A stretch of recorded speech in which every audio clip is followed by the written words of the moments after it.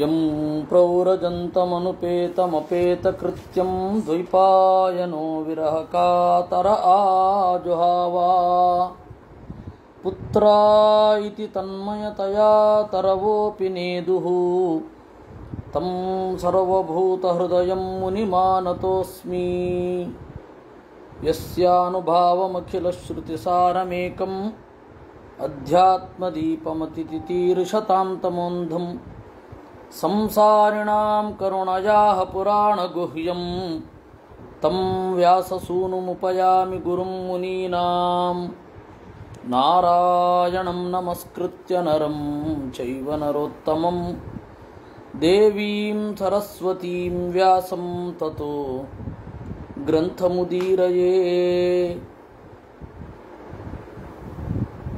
ಮಾತರ್ಮೇ ಮಾತರಿಶ್ವನ್ನ ಪಿತರತುಲಗುರೋ ಭ್ರಾತರಿಷ್ಟಾಪ್ತಬಂಧೋ ಸ್ವಾಮಿನ್ ಸರ್ವಾಂತರಾತ್ಮನ್ನ ಜರ ಜರ ಇತರ್ಜನ್ಮ ಮೃತ್ಯಾಮಯಾನಾಂ ಗೋವಿಂದೇ ದೇಹಿ ಭಕ್ತಿಂ ಭವತಿ ಚ ಭಗವನ್ನೂರ್ಜಿತಾಂ ನಿರ್ನಿಮಿತ್ತಾಂ ನಿರ್ವ್ಯಾಜಾಂ ನಿಶ್ಚಲಾಂ ಸದ್ಗುಣಗಣ ಬೃಹತೀಂ ಶಾಶ್ವತೀಂ ಆಶುದೇವಾ.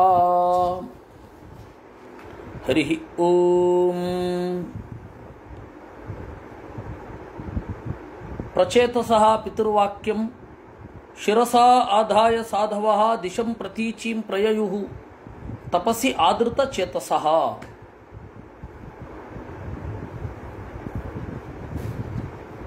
ಪ್ರಚೇತಸರು ದೇವರ ಅಣತಿಯನ್ನು ತಂದೆಯ ಮೂಲಕ ಪಡೆದರು. ತಂದೆ ಏನು ಹೇಳಿದ್ದು? ನೋಡು,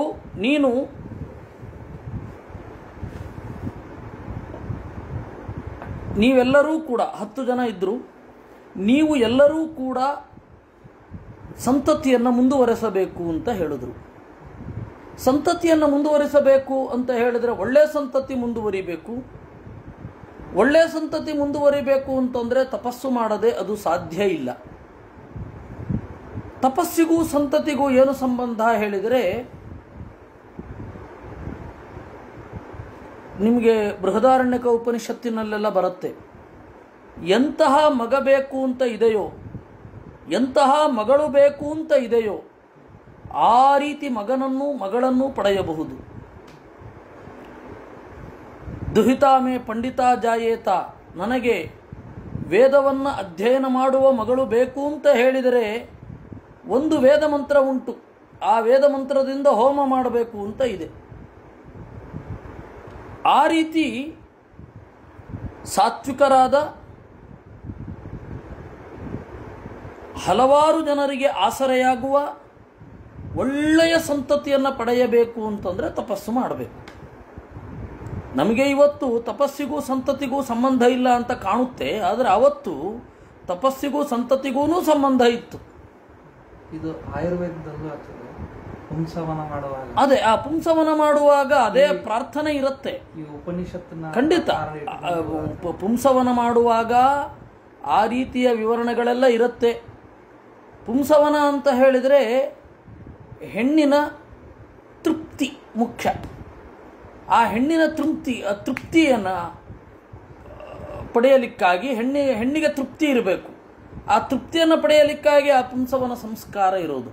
ಕಿಂ ಪಿಬಸಿ ಪುಂಸವನಂ ಪಿಬಾಮಿ. ಆಮೇಲೆ ಅನವಲೋಭನ, ತೀರಾ ಅನಿಷ್ಟವಾದ ಬಯಕೆಗಳು ಅವಳಿಗೆ ಮೂಡಬಾರದು. ಅದರಿಂದಾಗಿ ಅದು ಉಂಟು. ಅಲ್ಲಲ್ಲ, ಇಂತಹ ಮಗ ಬೇಕು ಅಂತ ಹೇಳಿದಾಗ ನಾ ಹೇಳಿದ್ನಲ್ಲ, ಇಂತಹ ಮಗ ಬೇಕು ಅಂತ ಪ್ರಾರ್ಥನೆ ಮಾಡಿ ಪಡ್ಕೊಳ್ಳೋದಿದೆ. ಆದರೆ ಇದು ಇನ್ನೂ ದೊಡ್ಡದು. ಕಾರಣ ಏನು ಅಂದರೆ, ನಮ್ಮ ಇವತ್ತಿನ ಪುಂಸವನದ ಸಂಸ್ಕಾರಕ್ಕೂ ಸೃಷ್ಟಿಯ ಆರಂಭದಲ್ಲಿ ಅವರು ಪ್ರಜಾಪತಿಗಳಾಗಬೇಕು ಅಂತ ಮಾಡುವ ಸಂಸ್ಕಾರಕ್ಕೂ ಬಹಳ ವ್ಯತ್ಯಾಸ ಇದೆ. ಅದು ಈ ದೊಡ್ಡ ಅಗಾಧವಾದ ತಪಸ್ಸು. ಅದು ಹಾಗೆ ತಪಸ್ಸು ಮಾಡಬೇಕು ಅಂತ ಹೊರಟರು. ಸಮುದ್ರಮುಪವಿಸ್ತೀರ್ಣಂ ಅಪಶ್ಯನಸ್ತೆ ಮಹತ್ಸರಃ ಮಹನ್ಮನ ಇವ ಸ್ವಚ್ಛಂ ಪ್ರಸನ್ನ ಸಲಿಲಾಶಯಂ. ಸಮುದ್ರದ ಪಕ್ಕ ಇರುವ ಹಿರಿದಾದ ಈ ಒಂದು ಸರೋವರವನ್ನು ನೋಡಿದರು. ಇನ್ನೊಂದು ಸಮುದ್ರವೋ ಎಂಬಂತೆ ಇತ್ತು. ಅದಕ್ಕೆ ಒಂದು ಉದಾಹರಣೆ ಕೊಡ್ತಾರೆ, ಮಹನ್ಮನ ಇವ ಸ್ವಚ್ಛಂ ಅಂತ. ಮಹಾತ್ಮರ ಮನಸ್ಸಿನಂತೆ ತಿಳಿಯಾಗಿರುವ ಸರೋವರವನ್ನು ನೋಡಿದರು. ನೀಲರಕ್ತೋತ್ಪಲಾಂಭೋಜ ಕಲ್ಹಾರೇಂದಿ ವರಾಕರಂ ಹಂಸ ಸಾರಸ ಚಕ್ರಾಹುವ ಕಾರಂಡವ ನಿಕೂಜಿತಂ. ನೀಲಿ ಬಣ್ಣದ, ಕೆಂಪು ಬಣ್ಣದ ನೈದಿಲೆಗಳು, ತಾವರೆಗಳು ಎಲ್ಲ ಅರಳಿದ್ವಂತೆ. ಹಂಸ ಪಕ್ಷಿ, ಜಕ್ಕವಕ್ಕಿ, ಚಕ್ರವಾಕ, ನೀರ್ಕಾಗೆ ಮೊದಲಾದ ಪಶು ಪಕ್ಷಿಗಳಿಂದ ಕೂಡಿತ್ತು. ಮತ್ತ ಭ್ರಮರ ಸೌಸ್ವರ್ಯಂ ಹೃಷ್ಟ ಲೋಮ ರತಾಂಘ್ರಿಪಂ ಪದ್ಮಕೋಶ ರಜೋದಿಕ್ಷು ವಿಕ್ಷಿಪತ್ ಪವನೋತ್ಸವಂ. ಗುಯ್ಗುಡುವ ದುಂಬಿಗಳ ನಾದ ಕೇಳಲಿಕ್ಕೆ ಬಹಳ ಇಂಪಾಗಿ ಇತ್ತು. ಹೃಷ್ಟ ರೋಮ ಲತಾಂಘ್ರಿಪಂ, ಚಿಕ್ಕ ಹುಲ್ಲು ನೆಟ್ಟಗೆ ನಿಂತಿತ್ತು. ಬಳ್ಳಿ ಮರವನ್ನು ಸುತ್ತಿಕೊಂಡು ಇತ್ತು. ಪದ್ಮಕೋಶ ರಜೋದಿಕ್ಷು ವಿಕ್ಷಿಪತ್ ಪವನೋತ್ಸವಂ. ಗಾಳಿಗೆ ಆ ತಾವರೆಯ ನಡುವೆ ಇರುವ ಕೇಸರ ಎಲ್ಲ ಚಲ್ಲಾಡಿ ಹೋಗ್ತಾ ಒಂದು ಪರಿಮಳ ಎಲ್ಲ ಕಡೆ ಇತ್ತು. ತತ್ರ ಗಾಂಧರ್ವ ಮಾಕರ್ಣ್ಯ ದಿವ್ಯ ಮಾರ್ಗ ಮನೋಹರಂ ವಿಸಿಸ್ಮ್ಯೂ ರಾಜಪುತ್ರಾಸ್ತೆ ಮೃದಂಗ ಪಣವಾದ್ಯನು. ಏಕಾಂತವಾಗಿರುವ ಆ ಜಾಗದಲ್ಲಿ ದೇವಲೋಕದ ಸಂಗೀತ ಒಂದು ಕೇಳಿ ಬಂತು. ಆ ಸಂಗೀತದ ಜೊತೆಗೆ ವಾದ್ಯವೊಂದು ಇತ್ತು. ಬಹಳ ಆಶ್ಚರ್ಯ ಆಯಿತಂತೆ. ಈ ನಿರ್ಜನವಾದ ಪ್ರದೇಶದಲ್ಲಿ ದೇವಲೋಕದ ಸಂಗೀತವೇ ಅಂತ ಅವರಿಗೆ ಆಶ್ಚರ್ಯ ಆಯಿತು. ತರ್ಹ್ಯೇವ ಸರಸಸ್ತಸ್ಮಾನ್ ನಿಷ್ಕ್ರಾಮಂತಂ ಸಹಾನುಗಂ ಉಪಗೀಯಮಾನಂ ಅಮರ ಪ್ರವರಂ ವಿಬುಧಾನುಗೈಹಿ. ಅಷ್ಟು ಹೊತ್ತಿಗೆ ಸದಾಶಿವ ಕಾಣಿಸಿಕೊಂಡ. ಸದಾಶಿವನ ಹಿಂದೆ ಗಂಧರ್ವರೇ ಮೊದಲಾದವರು ಇದ್ದರು. ಅವರು ಹಾಡ್ತಾ ಇದ್ರು, ಸದಾಶಿವನನ್ನು ಕೊಂಡಾಡ್ತಾ ಇದ್ರು, ಸದಾಶಿವನ ಮೇಲಣ ದೇವತೆಗಳನ್ನೆಲ್ಲ ಕೊಂಡಾಡ್ತಾ ಇದ್ರು.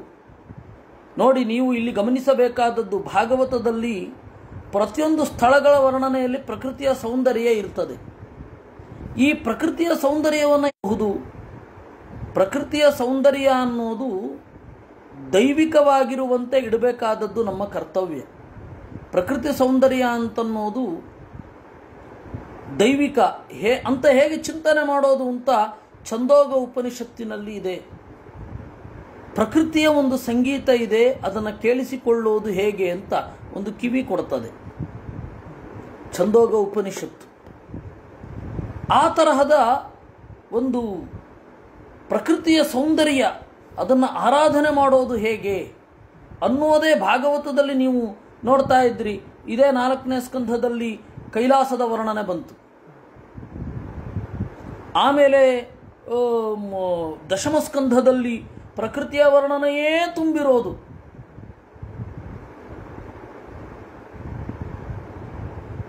ಎಲ್ಲ ಕಡೆ ಈ ಪ್ರಕೃತಿಯ ವರ್ಣನೆ ಇದೆ. ಈ ಮುಂದೆ ಪಂಚಮ ಸ್ಕಂಧದಲ್ಲಿಯೂ ಅದೇ ಹೆಚ್ಚು ಇರೋದು.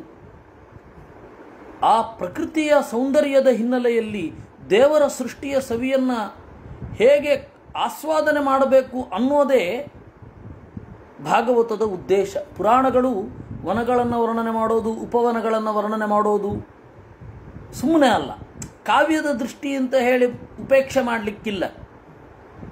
ಅಲ್ಲಿ ಶುಷ್ಕರಾಗಬಾರದು. ಅದನ್ನು ಮನತುಂಬಿ ಆಸ್ವಾದನೆ ಮಾಡಿ ಪರಮಾತ್ಮನ ಸೃಷ್ಟಿಶಕ್ತಿಯ ಬಗ್ಗೆ ಚಿಂತನೆ ಮಾಡಬೇಕು. ಆಗ ಭಾವನೆ ಉಕ್ಕಿ ಬರುತ್ತೆ ದೇವರ ಬಗ್ಗೆ.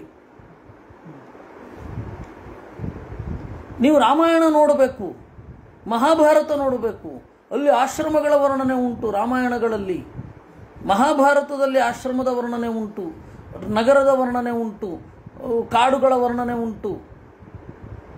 ಅದೆಲ್ಲ ಪ್ರಕೃತಿ ಸೌಂದರ್ಯದ ಆಸ್ವಾದನೆ ಮಾಡಲಿಕ್ಕಾಗಿಯೇ ಇರುವಂಥದ್ದು.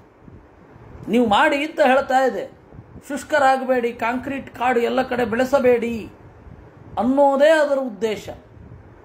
ಹೀಗಾಗಿ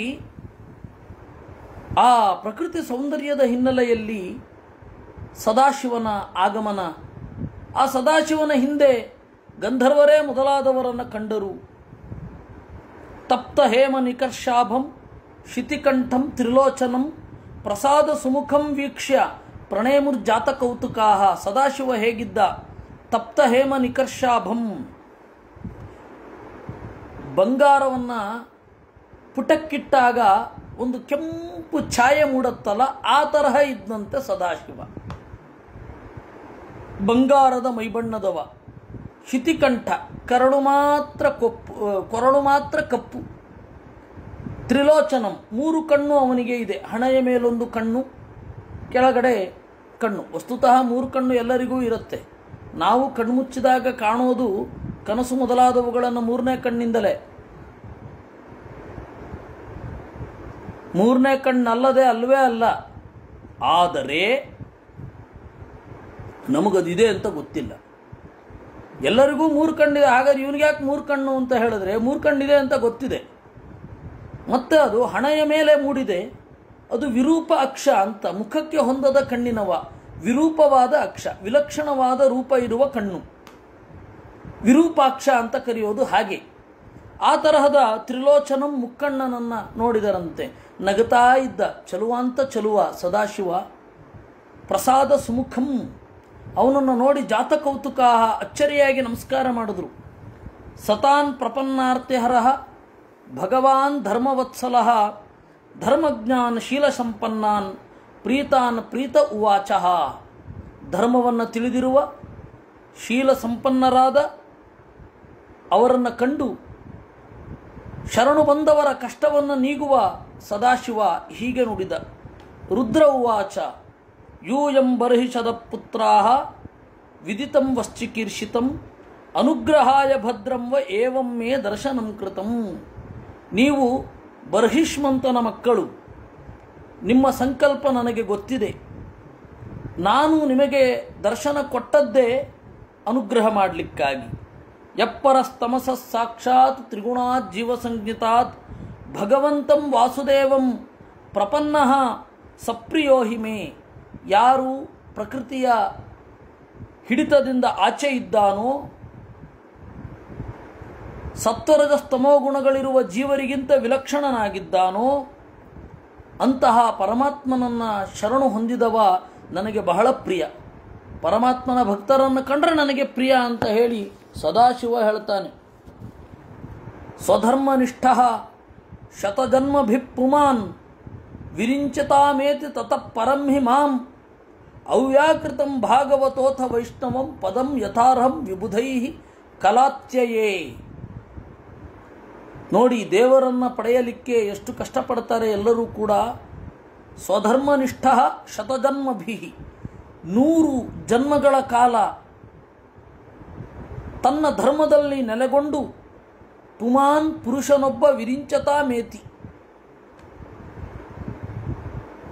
ಬ್ರಹ್ಮನಾಗುತ್ತಾನೆ. ಆಮೇಲೆ ವಿರಿಂಚತಾಮೇತಿ ತತಃ ಪರಂ ಹಿ ಮಾಂ. ಆಮೇಲೆ ಮಾಮ್ ಅಂದರೆ ನನ್ನನ್ನು ಅಂತ ಬಹಳ ಜನ ಅರ್ಥ ಮಾಡ್ಕೊಂಡ್ಬಿಟ್ಟಿದ್ದಾರೆ. ಮಾಮ್ ಅಂದರೆ ನನ್ನನ್ನು ಅಂತ ಅರ್ಥ ಮಾಡ್ಕೊಳ್ಬಾರ್ದು. ಅದಕ್ಕೆ ಆಚಾರ್ಯರು ಹೇಳಿದ್ರು ಮಾಂ ಶ್ರಿಯಂ. ಮಾಮ್ ಅಂದರೆ ಲಕ್ಷ್ಮೀದೇವಿ ಅಂತ. ಆಮೇಲೆ ಲಕ್ಷ್ಮೀದೇವಿಯನ್ನು ಪ್ರವೇಶ ಮಾಡ್ತಾನೆ. ಲಕ್ಷ್ಮೀದೇವಿಯನ್ನು ಪ್ರವೇಶ ಮಾಡಿ ಅವಳ ಅನುಗ್ರಹದಿಂದ ಜಡ ಪ್ರಕೃತಿಯನ್ನು ದಾಟಿ ವೈಷ್ಣವಂ ಪದಂ ಯಾತಿ.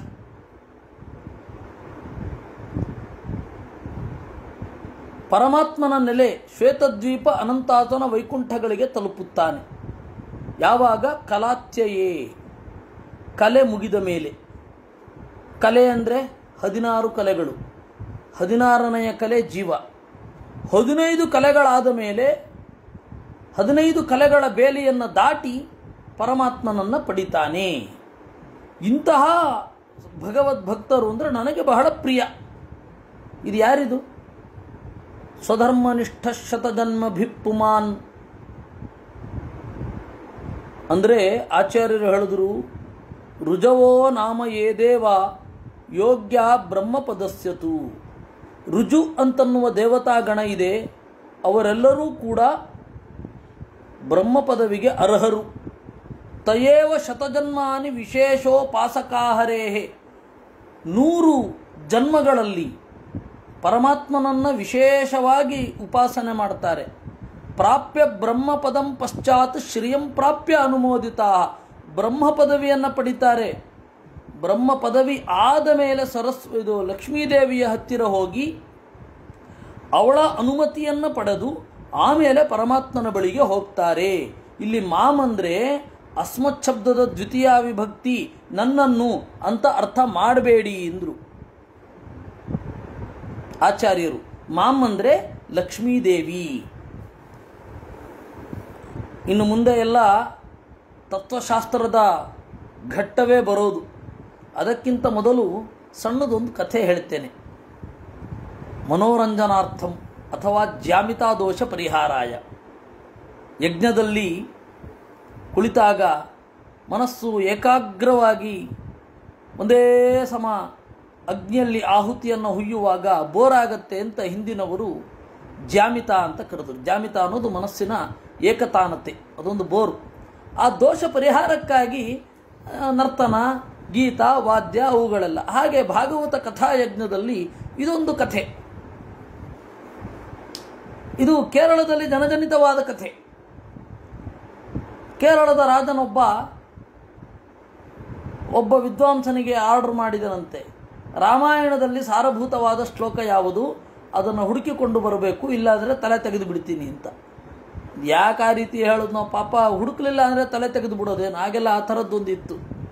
ಈ ಪ್ರಶ್ನೆಗೆ ಉತ್ತರ ಹೇಳಲಿಲ್ಲ ಅಂದರೆ ನಿನ್ನ ತಲೆ ಹೊಡೆದೋಗುತ್ತೆ ಅಂತ. ಅಂದರೆ ಜ್ಞಾನದ ವಿಚಾರದಲ್ಲಿ ಅಷ್ಟು ಒಂದು ಭರ. ನಿನ್ನೆ ಈ ಪ್ರಶ್ನೆಗೆ ರಾಮಾಯಣದ ಸಾರಭೂತವಾದ ಶ್ಲೋಕ ಯಾವುದು ಅನ್ನೋದು ಗೊತ್ತಿರದಿದ್ದರೆ, ಹುಡುಕಿಕೊಂಡು ಹೇಳದಿದ್ದರೆ ನಿನ್ನ ತಲೆ ತೆಗೆಸ್ತಾರೆ. ತಲೆ ಇದ್ದೇನು ಪ್ರಯೋಜನ? ರಾಮಾಯಣದ ಸಾರ ಗೊತ್ತಾಗಲಿಲ್ಲ ಅಂದರೆ ಅಂತ. ಆಗ ಅವನಿಗೆ ತಲೆ ಬಿಸಿ ಆಯಿತು. ರಾಜನಿಂದ ಏನು ತಲೆ ತೆಗೆಸ್ಕೊಳ್ಳೋದು ಅಂತ ಹೇಳಿ ಹೋಗಿ ಯಾವುದಾದ್ರೂ ಕ್ರೂರ ಪ್ರಾಣಿಗಳು ನನ್ನನ್ನು ತಿನ್ನಲಿ ಅಂತ ಹೇಳಿ ಕಾಡಿಗೆ ಹೋದ. ಕಾಡಿಗೆ ಅಂಟಿಕೊಂಡಂತೆ ಒಂದು ಸ್ಮಶಾನ ಇತ್ತು, ಅಲ್ಲಿಗೆ ಹೋದ, ಮಲಗಿದ. ಅಲ್ಲಿ 2 ಪಿಶಾಚಿಗಳು ಮಾತಾಡ್ಕೋತಾ ಇದ್ವಂತೆ. ಇವನು ಯಾಕೆ ಬಂದಿದ್ದಾನೆ ಗೊತ್ತಾ? ರಾಮಾಯಣದ ಸಾರಭೂತವಾದ ಶ್ಲೋಕ ಯಾವುದು ಅಂತ ಗೊತ್ತಾಗಬೇಕು, ಅದು ಗೊತ್ತಾಗಲಿಲ್ಲ, ಅದಕ್ಕಾಗಿ ಇಲ್ಲಿ ಸಾಯುವ ಅಂತ ಬಂದಿದ್ದಾನೆ. ಅದಕ್ಕೆ 2ನೇ ಪಿಶಾಚಿ ಕೇಳಿತಂತೆ, ಅಲ್ಲ ರಾಮಾಯಣದ ಸಾರಭೂತವಾದ ಶ್ಲೋಕ ಹೇಳು ನೋಡುವ. ಅದು ಹೇಳಿತಂತೆ, ರಾಮಂ ದಶರಥಂ ವಿದ್ಧಿ ಮಾಂ ವಿದ್ಧಿ ಜನಕಾತ್ಮಜಾಂ ಅಯೋಧ್ಯಾಂ ಅಟವೀಂ ವಿದ್ಧಿ ಗಚ್ಚ ತಾತ ಯಥಾ ಸುಖಂ. ಇದು ವಾಲ್ಮೀಕಿ ರಾಮಾಯಣದ ಶ್ಲೋಕ. ಇದು ರಾಮಾಯಣದ ಸಾರ ಹೇಳಿತಂತದ್ದು. ಠಕ್ಕ ಎದ್ದ, ಓಡಿದ ಅಂತೆ ಅರಮನೆಗೆ. ಇದಕ್ಕೆ 10 ಅರ್ಥ ಹೇಳಿದನಂತೆ ಆ ವಿದ್ವಾಂಸ. ಏನರ್ಥ? ರಾಮಂ ದಶರಥಂ ವಿದ್ಧಿ. ದಶ ಪಕ್ಷಿ. ದಶ ಅಂತಂದರೆ ಕಚ್ಚುವಂಥದ್ದು, ಕೊಕ್ಕಿನಿಂದ ಚುಚ್ಚುವಂಥದ್ದು ಯಾವುದಿದೆ ಅದೇ ದಶ. ದಶರಥ ಅಂತಂದರೆ ಹಕ್ಕಿಯನ್ನೇ ತೇರಾಗಿಸಿಕೊಂಡವ ಅಂತ.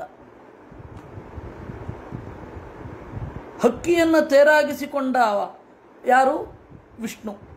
ಅದು ವಿಷ್ಣುವಿನ ಅಸಾಧಾರಣ ಲಕ್ಷಣ. ಪಕ್ಷಿವಾಹನತ್ವ ಅಂತನ್ನೋದು ಅಸಾಧಾರಣ ಲಕ್ಷಣ. ಬ್ರಹ್ಮನಿಗಿದೆ, ಆದರೆ ಅವತಾರವೇ ಇಲ್ವಲ್ಲ. ಸ್ಕಂದನಿಗಿದೆ, ಅವತಾರ ಇಲ್ಲ, ಅಂದರೆ ಅವತಾರದಲ್ಲಿ ಪಕ್ಷಿಯನ್ನು ಇರೋಲ್ಲ. ದೇವರು ಅವತಾರ ಮಾಡಿದಾಗಲೂ ಗರುಡನನ್ನ ವಾಹನವಾಗಿ ಇರಿಸಿಕೊಳ್ತಾನೆ. ಕಿಲ ಈಶ ಪಕ್ಷಿವಾಹನೋ ಯತಶ್ಚ ನಾನ್ಯಥಾ ಭವೇತ್. ಪಕ್ಷಿವಾಹನತ್ವ ಅನ್ನೋದು ಎಕ್ಸ್ಕ್ಲೂಸಿವ್ ರಿಮಾರ್ಕ್ ಆಫ್ ನಾರಾಯಣ. ಅದರಿಂದಾಗಿ ರಾಮಂ ದಶರಥಂ ವಿದ್ಧಿ, ರಾಮನನ್ನ ದಶರಥ ಎಂದು ತಿಳಿ. ಆಮೇಲೆ ಮಾಂ ವಿದ್ಧಿ ಜನಕಾತ್ಮಜಾಂ. ಜನಕಾತ್ಮಜ ಅಂತಂದರೆ ಸೀತೆ. ಸೀತೆಯನ್ನು ಮಾಂ ಲಕ್ಷ್ಮೀದೇವಿ ಎಂದು ತಿಳಿ. ಯಾಕೆಂದರೆ ಮಾ ಅನ್ನೋದು ಲಕ್ಷ್ಮೀದೇವಿಯ ಹೆಸರು. ಇಂದಿರಾ ಲೋಕಮಾತಾ ಮಾ ರಮಾ ಮಂಗಳ ದೇವತಾ ಅಂತ. ಇಂದಿರಾ ಲೋಕಮಾತಾ,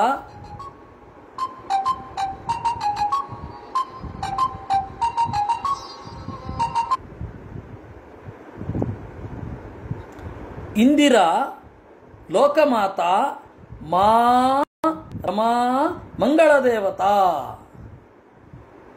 ಮಾ ಅಂತ ಲಕ್ಷ್ಮೀದೇವಿಯ ಹೆಸರು. ಮಾ ಮೇ ಮಾಹ ಅಂತ ಶಬ್ದ ಹೇಳೋದು. ಮಾ ಏಕವಚನ, ಮೇ ದ್ವಿವಚನ, ಮಾಹ ಬಹುವಚನ. ಹೀಗಾಗಿ ಮಾಮ್ ಅಂತಂದರೆ ಲಕ್ಷ್ಮೀದೇವಿ ಅಂತ. ಅಲ್ಲಿಗೆ ಬನ್ನಿ, ಇಲ್ಲಿಯೂ ಕೂಡ ಮಾಮ್ ಅಂದರೆ ಲಕ್ಷ್ಮೀದೇವಿ. ಹೀಗೆ ಒಂದು ಕಥೆ ಹೇಳಿ ನೋಡಿ. ಅಲ್ಲಿ ಮಾ ಅನ್ನೋದು ಲಕ್ಷ್ಮೀದೇವಿ ಪ್ರಸಿದ್ಧ, ಇತ್ತೀಚೆಗಿನವರೆಗೂ ಪ್ರಸಿದ್ಧ. ಇಲ್ಲಿ ಯಾಕೆ ಆ ರೀತಿ ಅರ್ಥ ಮಾಡಬಾರ್ದು? ಅದರಿಂದಾಗಿ ತತಃಪರಂ ಹಿ ಮಾಂ ಅಂತ ಹೇಳಿದರೆ 100 ಜನ್ಮ ಆದಮೇಲೆ ನನ್ನನ್ನು ಸೇರ್ತಾನೆ ಅಂತಲ್ಲ. ರುದ್ರನ ಹೇಳಿಕೆಯನ್ನು ತಪ್ಪಾಗಿ ಅರ್ಥ ಮಾಡ್ಕೊಳ್ಬಾರದು. 100 ಜನ್ಮ ಸಾಧನೆ ಮಾಡಿದ ಬ್ರಹ್ಮದೇವ ಲಕ್ಷ್ಮೀದೇವಿಯ ಬಳಿ ಹೋಗಿ ಅಲ್ಲಿ ಅನುಮತಿಯನ್ನು ಪಡೆದು ಆಮೇಲೆ ದೇವರ ಸ್ಥಾನಕ್ಕೆ ಹೋಗ್ತಾನೆ, ಹಾಗರ್ಥ. ಅದರಿಂದಾಗಿ ಇಲ್ಲಿ ಮಾಮ್ ಅಂದರೆ ಲಕ್ಷ್ಮೀದೇವಿ ಅಂತ ಅರ್ಥ. ತಯಾ ತಥೋ ಹರಿಂ ಯಾಂತಿ ವಸಂತಿ ಹರಿಸನ್ನಿಧೌ ಅನಾದಿಕಾಲ ಭಕ್ತಾಶ್ಚ ಜ್ಞಾನಿನಸ್ತೇನ ಸಂಶಯ. ಈ 100 ರುಜುಗಳು ಇದ್ದಾರೆ, ಅವರು ಜ್ಞಾನಿಗಳೇ, ಸಂಶಯವೇ ಇಲ್ಲ. ವಿಶಿಷ್ಟ ಜ್ಞಾನ ಭಕ್ತಿಯಾದವು ಸರ್ವ ಜೀವ ನಿಕಾಯತಃ. ಜ್ಞಾನ ಭಕ್ತಿ ಮೊದಲಾದವುಗಳಲ್ಲಿ ಎಲ್ಲರಿಗಿಂತ ವಿಶಿಷ್ಟರು. ಸರ್ವದಾಪಿ ವಿಶೇಷೇಣ ಶತಜನ್ಮ ಪ್ರಯತ್ನತಃ ಸ್ವಪದ ಪ್ರಾಪ್ತಿರುದ್ದಿಷ್ಟ ತಥೋ ಮುಕ್ತಿರವಾಪ್ಯತೆ. 100 ಜನ್ಮಗಳಲ್ಲಿ ದೇವರ ಉಪಾಸನೆಗೆ ಅವರು ಮಾಡುವ ಪ್ರಯತ್ನ, ದೇವರ ಸೇವೆ, ಅದಕ್ಕೆ ದೇವರಿಗೆ ವಿಶೇಷ ಪ್ರೀತಿಯಾಗಿ ಅವರಿಗೆ ವಿಶಿಷ್ಟವಾದ ಸುಖವನ್ನು ಕೊಡುತ್ತಾನೆ. ತಥೈವ 40 ಪದಂ ಶೈವಂಚ ಜನ್ಮಭಿ. ಹಾಗೆ 40 ಕಲ್ಪ ಸಾಧನೆ ಮಾಡಿದರೆ ಸದಾಶಿವ ಮುಕ್ತಿಯನ್ನು ಹೊಂದೋದು. 39ನೆಯದ್ದ ಸದಾಶಿವ, 40ನೆಯ ಕಲ್ಪ ಶೇಷ. 40ನೇ ಕಲ್ಪ ಆದಮೇಲೆ ಶೇಷ ಮುಕ್ತಿಯನ್ನು ಹೊಂದುತ್ತಾನೆ. 20 ದಶಭಿರನ್ಯೇತಾಮಪ್ಯುದೀರಿತಂ. 20 ಕಲ್ಪಗಳ ಕಾಲ ಇಂದ್ರ ಪದವಿಗೆ ಸಾಧನೆ ಅಥವಾ ಇಂದ್ರ ಪದವಿಗೆ ಯೋಗ್ಯರಾದವರು 20 ಕಲ್ಪ ಸಾಧನೆ ಮಾಡ್ತಾರೆ. ದಶಭಿರನ್ಯೇತಾಮಪ್ಯುದೀರಿತಂ. ಹಾಗೆ ಉಳಿದದ್ದು 10 ಕಲ್ಪ ಸಾಧನೆ ಮಾಡ್ತಾರೆ ಉಳಿದವರು. ಅದರಿಂದಾಗಿ ಈಗ ಈ ಶ್ಲೋಕಕ್ಕೆ ಬನ್ನಿ. ಸ್ವಧರ್ಮನಿಷ್ಠ, ತಮಗೆ ದೇವರು ವಿಧಾನ ಮಾಡಿದ ಧರ್ಮದಲ್ಲಿ ನೆಲೆಗೊಂಡ ಪುಮಾನ್ ರುಜು ದೇವತೆಯೊಬ್ಬ ಶತಜನ್ಮಭಿ 100 ಜನ್ಮಗಳಿಂದ ಸಾಧನೆ ಮಾಡಿ ವಿರಿಂಚತಾಂ ಏತಿ ಬ್ರಹ್ಮ ಪದವಿಯನ್ನು ಹೊಂದುತ್ತಾನೆ. ತತಃಪರಂ ಬ್ರಹ್ಮ ಪದವಿಯ ಅವಧಿ ಮುಗಿದ ಮೇಲೆ ಮಾಂ ಭಜತಿ ಲಕ್ಷ್ಮೀದೇವಿಯನ್ನು ಹೊಂದುತ್ತಾನೆ. ಅವಳಿಂದ ಅನುಮತಿಯನ್ನು ಪಡೆದು ಭಗವತಃ ಪರಮಾತ್ಮನ ಅವ್ಯಾಕೃತಂ ಎಲ್ಲ ವಿಕಾರಗಳಿಂದ ದಾಟಿದ, ಯಾವ ವಿಕಾರವೂ ಇಲ್ಲದ ವೈಷ್ಣವಂ ಪದಂ, ವಿಷ್ಣುವಿನ ಸ್ಥಾನ, ಶ್ವೇತದ್ವೀಪ ಅನಂತಾಸನ ವೈಕುಂಠ ಎಂಬ ಸ್ಥಾನವನ್ನು ಯಥಾರ್ಹಂ ಅವರ ಯೋಗ್ಯತೆಗನುಗುಣವಾಗಿ ವಿಬುಧೈ ಸಹ, ಅವನು ಭಗವದ್ಭಕ್ತ, ವಿಬುಧೈ ಸಹ ದೇವತೆಗಳ ಜೊತೆಗೆ ಏತಿ ಹೊಂದುತ್ತಾನೆ. ಹೊಂದುವಾಗ ಏನಾಗಿರುತ್ತೆ? ಕಲಾತ್ಯಯೇ 15 ಕಲಗಳು ಆಗಿರುತ್ತೆ. ಅದರಿಂದಾಗಿ ಯಥಾರ್ಹಂ ವಿಬುಧೈ ಅಂತಂದಾಗ ಏನಾಗುತ್ತೆ? ದೇವತೆಗಳು ಅವರವರ ಅರ್ಹತೆಗನುಗುಣವಾಗಿ ಸಾಧನೆ ಮಾಡಿ, ಆ ಪ್ರಸಂಗದಲ್ಲಿ ಏನು ಅರ್ಥ ಮಾಡ್ಕೊಳ್ಬೇಕು? ರುದ್ರದೇವರ ಸಾಧನೆಯನ್ನು ಬೇರೆ ಗ್ರಂಥಗಳು ಏನು ಹೇಳಿದೆ, ಇಂದ್ರನ ಸಾಧನೆಯನ್ನು ಏನು ಹೇಳಿದೆ ಇತ್ಯಾದಿಗಳು. ಲಿಂಗ ಚ ಅಂತ ಹೇಳಿ ಬ್ರಹ್ಮಸೂತ್ರದಲ್ಲಿಯೂ ಕೂಡ ಅದನ್ನು ನಿರೂಪಣೆ ಮಾಡಿದ್ದಾರೆ. ಇದು ಈ ಕೊಟೇಶನ್ ಎಲ್ಲಿರೋದು? ಷಾಡ್ಗುಣ್ಯ ಅಂತ ಒಂದು ಗ್ರಂಥ, ಅದರಲ್ಲಿರೋದು. ಹೀಗೆ ಪರಮಾತ್ಮನನ್ನು ಹೊಂದಲಿಕ್ಕೆ ಥರಥರದ ಸಾಧನೆಯನ್ನು ವಿಷ್ಣು ಭಕ್ತರು ಮಾಡ್ತಾರೆ. ನನಗೆ ಆ ಎಲ್ಲ ವೈಷ್ಣವರು ಪ್ರಿಯರೇ, ಅವರನ್ನು ಕಂಡ್ರೆ ನನಗೆ ಬಹಳ ಪ್ರೀತಿ ಅಂತ ದೇವರ ಮಹತ್ವವನ್ನು ರುದ್ರದೇವರು ಹೇಳಿದರು. ಅಥ ಭಾಗವತಾಯೂಯಂ ಪ್ರಿಯಾಸ್ಥ ಭಗವಾನ್ಯಥ ನಮೇ ಭಾಗವತಾನಾಂ ಚ ಪ್ರೇಯಾನ್ ಅನ್ಯಃ ಅಸ್ತಿ ಕರ್ಹಿಚಿತ್. ತಥಾ ಭಾಗವತಾಯೂಯಂ, ನೀವು ಭಗವದ್ಭಕ್ತರು, ನಾನು ಹೇಗೆ ಅನಾದಿ ಕಾಲದಿಂದ ಭಕ್ತನೋ ಅದೇ ರೀತಿ ನೀವು ಕೂಡ ಅನಾದಿ ಕಾಲದಿಂದ ಭಕ್ತರು, ಅಂದರೆ ಸಾತ್ವಿಕರು, ಸಹಜವಾಗಿ ಸ್ವಭಾವ ಸಿದ್ಧವಾಗಿ ಪರಮಾತ್ಮನ ಭಕ್ತರು. ಭಗವದ್ಭಕ್ತರನ್ನು ಕಂಡ್ರೆ ನನಗೆ ಬಹಳ ಪ್ರಿಯ. ಭಗವದ್ಭಕ್ತರಲ್ಲದವರು ನನಗೆ ಪ್ರಿಯರಲ್ಲ. ಆ ಪ್ರೀತಿ ಅಂತನ್ನೋದು ಆ ಕಾಲಕ್ಕೆ, ಸಂತೋಷ ಬೇರೆ, ಪ್ರೀತಿ ಬೇರೆ. ಒಬ್ಬ ದಾರಿಯಲ್ಲಿ ನಮಗೆ ಆಕಸ್ಮಿಕವಾಗಿ ಉಪಕಾರ ಮಾಡ್ತಾನೆ, ಏನೋ ವಸ್ತು ಬಿದ್ದು ಹೋಗಿರುತ್ತೆ, ತೆಗೆದುಕೊಡ್ತಾನೆ, ಅವನಲ್ಲಿ ಉಂಟಾಗತಕ್ಕಂಥದ್ದು ಸಂತೋಷ. ಆದರೆ ಅದನ್ನು ನಾವು ಪ್ರೀತಿ ಅಂತ ಅಂದ್ಕೋಬಾರದು. ಪ್ರೀತಿ ಯೋಗ್ಯತೆಯನ್ನು ನೋಡಿ, ಗುಣವನ್ನು ನೋಡಿ ಬರುವಂಥದ್ದು. ದೈತ್ಯರಲ್ಲಿ ಆಗತಕ್ಕಂಥದ್ದು ಸದಾಶಿವನಿಗೆ ಸಂತೋಷ, ತೋಷ. ಭಗವದ್ಭಕ್ತರಲ್ಲಿ ಇರತಕ್ಕಂಥದ್ದು ಪ್ರೀತಿ. ನನಗೆ ಭಗವದ್ಭಕ್ತರು ಅಂದರೆ ಪ್ರೀತಿ ಅಂತ ಸದಾಶಿವ ಹೀಗೆ ಹೇಳ್ತಾನೆ. ಇದಂ ವಿವಿಕ್ತಂ ಜಪ್ತವ್ಯಂ ಪವಿತ್ರಂ ಮಂಗಲಂ ಪರಂ ನಿಶ್ರೇಯಸ ಕರಂಚಾಪಿ ಶ್ರೂಯತಾಂ ಯದ್ವದಾಮಿ ವಚಃ ಯದ್ವದಾಮಿ ವಹ.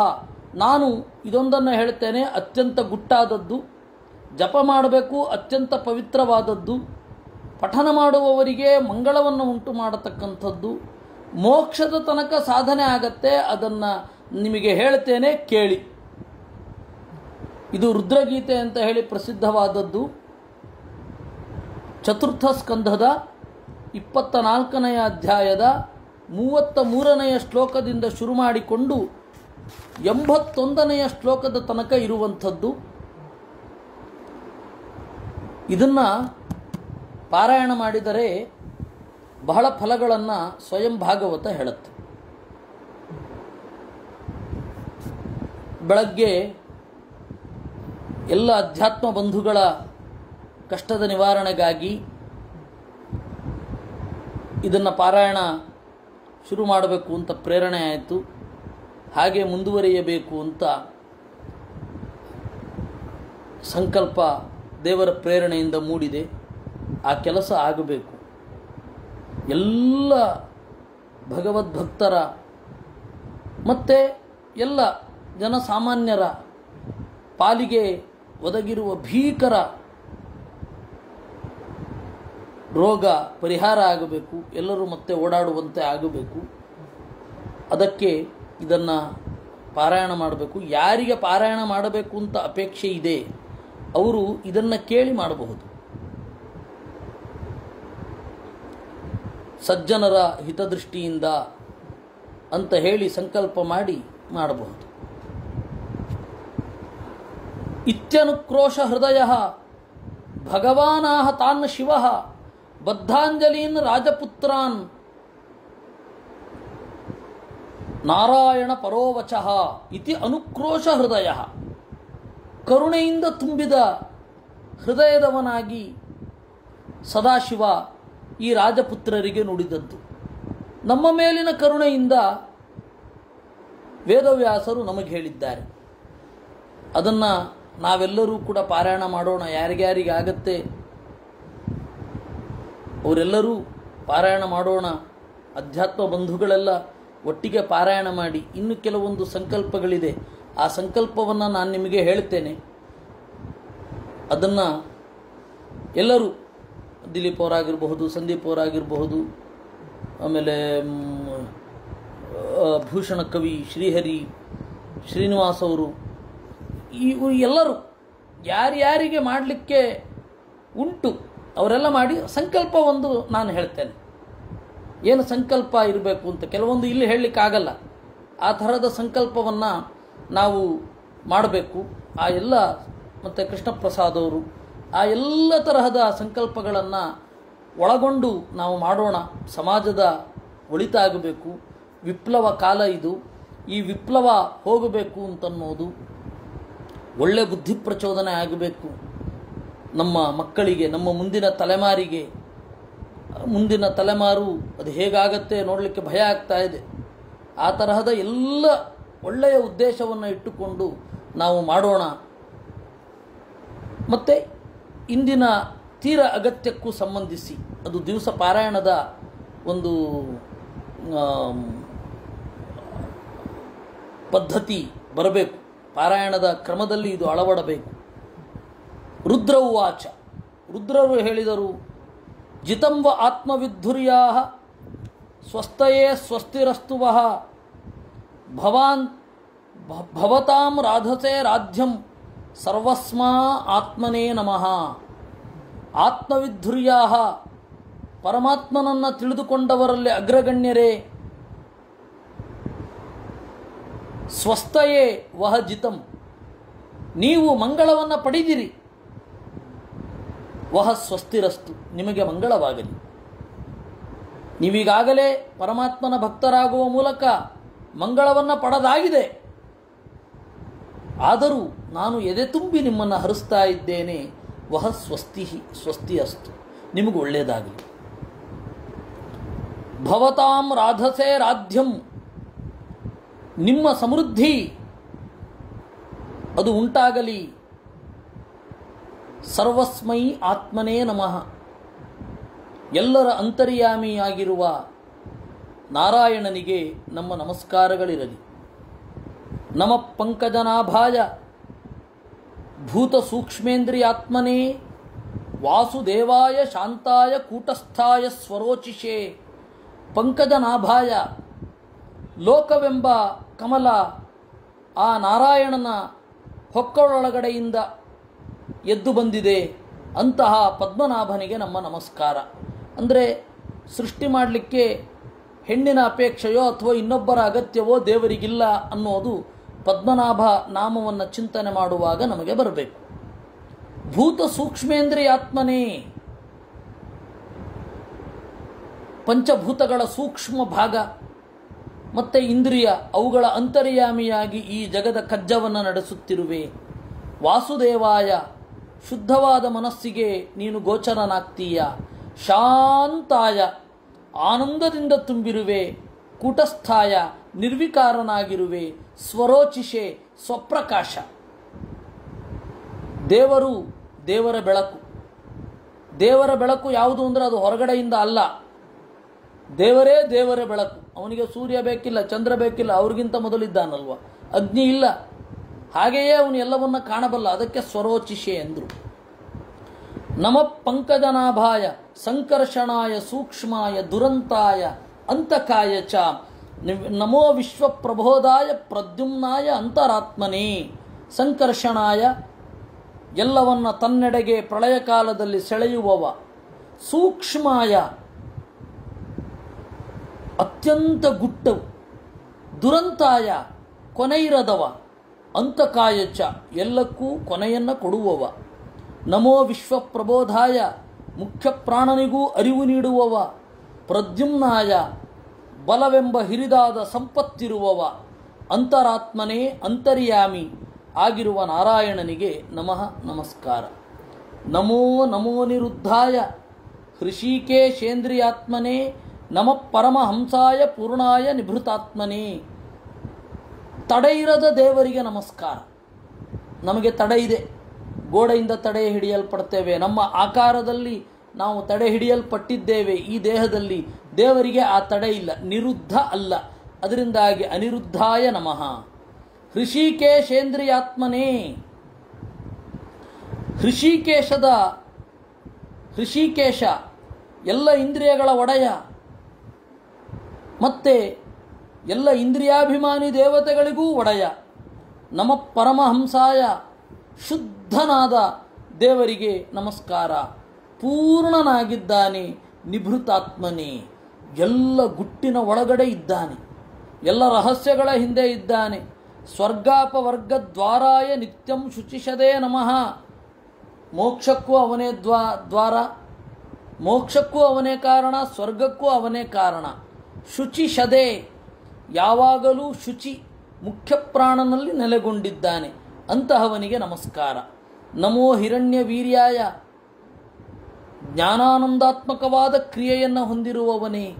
ಚಾತುರ್ಹೋತ್ರಾಯ, ಯಜ್ಞಗಳಿಂದ ಆರಾಧ್ಯನೇ.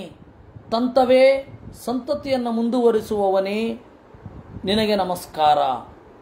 ನಮ ಊರ್ಜ ಇಶೇ ತ್ರಯ್ಯಾ ಪತಯೇ ಯಜ್ಞರೇತಸೆ ತೃಪ್ತಿದಾಯ ಚ ಜೀವಾನಾಂ ನಮಃ ಸರ್ವರಸಾತ್ಮನೇ. ಊರ್ಜ, ಊರ್ಕ್ ಅಂತಂದರೆ ಬಲ, ಎಲ್ಲ ಬಲದ ಒಳಗಡೆ ಇದ್ದು ಊರ್ಕ್ ಬಲವನ್ನು ಕೊಡುವವನೇ. ಅದರಿಂದಾಗಿ ಊರ್ಜ ಎಂಬ ಹೆಸರಿನಿಂದ ಅವನು ವಾಚ್ಯ. ಊರ್ಜ ಅಂದರೆ ಬಲ, ಊರ್ಜಸ್ವಿ. ಇಶೆ, ಇಟ್ ಅಂದರೆ ಅನ್ನ, ಇಟ್. ಇಶೆ ಅಂದರೆ ಅನ್ನದ ಒಳಗಡೆ ಇದ್ದು, ಅನ್ನ ಎನ್ನುವ ಹೆಸರಿನವ, ಅದಕ್ಕಾಗಿ ಇಶೇ ಅಂದರು. ತ್ರಯ್ಯ ಪತಯೇ, ತ್ರಯಿ ಅಂದರೆ ವೇದ, ವೇದದ ಒಡೆಯ. ಯಜ್ಞರೇತಸೆ, ಎಲ್ಲ ಯಜ್ಞಗಳಲ್ಲಿ ಅಭಿವ್ಯಕ್ತನಾಗುವವ. ಮತ್ತೆ ಯಜ್ಞ ಮಾಡಬೇಕು ಅಂತಂದರೆ ದೇವರು ಕಾರಣ, ಯಜ್ಞಕ್ಕೆ ಕಾರಣ. ತೃಪ್ತಿದಾಯ ಚ ಭೂತಾನಾಂ ನಮಃ ಸರ್ವರಸಾತ್ಮನೇ, ಎಲ್ಲ ಜೀವರಿಗೆ ತಣಿವು ನೀಡುವವ, ಸಾರಭೂತವಾದ ವಸ್ತುವಿನ ಒಳಗಡೆ ಇರುವವ, ಅವನಿಗೆ ನಮಸ್ಕಾರ. ಸರ್ವಸತ್ವಾತ್ಮ ದೇಹಾಯ ವಿಶೇಷಾಯ ಸ್ಥವೀಯತೆ ನಮಸ್ತ್ರೈಲೋಕ್ಯಪಾಲಾಯ ಸಹವೋಜೋ ಬಲಾಯ ಚ. ಸರ್ವಸತ್ವಾತ್ಮ ದೇಹಾಯ, ಎಲ್ಲ ಸಾತ್ವಿಕರು ಅಂತ ಯಾರಿದ್ದಾರೆ ಅವರಲ್ಲಿ ನೆಲೆಗೊಂಡವ, ಸಜ್ಜನರು, ಸಾತ್ವಿಕರು, ಒಳ್ಳೆಯ ಬಲವುಳ್ಳವರು, ಒಳ್ಳೆಯ ಮನಸ್ಸಿನವರು, ಅವರ ಒಳಗಡೆ ಸನ್ನಿಹಿತನಾಗಿರುವವ. ವಿಶೇಷಾಯ, ಭೂಮಿಯೊಳಗಡೆ ಇರುವವ. ಸ್ಥವೀಯಸೆ, ಸ್ಥಿರವಾಗಿ ಇರುವವ, ಒಂದೇ ರೀತಿ ಇರ್ತಾನೆ. ನಮಸ್ತ್ರೈಲೋಕ್ಯ ಪಾಲಾಯ, ಮೂರು ಲೋಕವನ್ನು, ಮೂರು ಬೆಳಕುಗಳನ್ನು ಪಾಲನೆ ಮಾಡುವವ. ಲೋಕ ಅಂದರೆ ಬೆಳಕು. ಮೂರು ತರಹದ ಬೆಳಕಿಗೆ ಅರ್ಹರಾದವರು, ಮಾನಸಿಕವಾಗಿ, ಬೌದ್ಧಿಕವಾಗಿ, ಆತ್ಮಿಕವಾಗಿ. ಆ ತರಹದ ಬೆಳಕಿಗೆ ಯಾರು ಅರ್ಹರೋ ಅವರನ್ನು ಪಾಲನೆ ಮಾಡುವವ. ಸಹ ಓಜೋ ಬಲಾಯ ಚ, ಬೇರೊಬ್ಬರನ್ನು ಸೋಲಿಸುವ ಶಕ್ತಿ, ಬೇರೆಯವರಿಂದ ಸೋಲದ ಶಕ್ತಿ, ಇದನ್ನೆಲ್ಲ ಕೊಡುವವ. ಅರ್ಥಲಿಂಗಾಯ ನಭಸೆ ನಮೋಂತರ್ ಬಹಿರಾತ್ಮನೆ, ವಸ್ತುವನ್ನು ನೋಡಿ ನಿನ್ನನ್ನು ಊಹಿಸಬೇಕು, ಆ ಥರದವ. ನಭಸೆ, ಹೊಳೆಯೋದಿಲ್ಲ ಅವನು ಬೇಗ.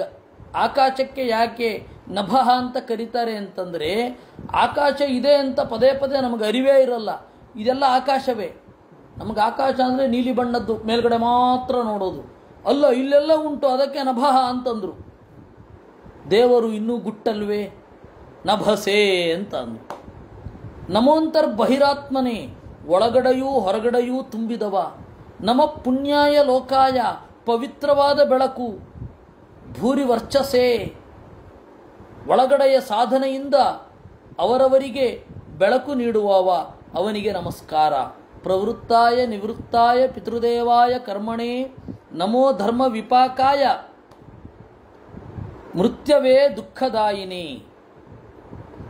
ಪ್ರವೃತ್ತ, ಈ ಜಗತ್ತಿನ ಸೃಷ್ಟಿ ಮೊದಲಾದವುಗಳಲ್ಲಿ ತೊಡಗಿದವ.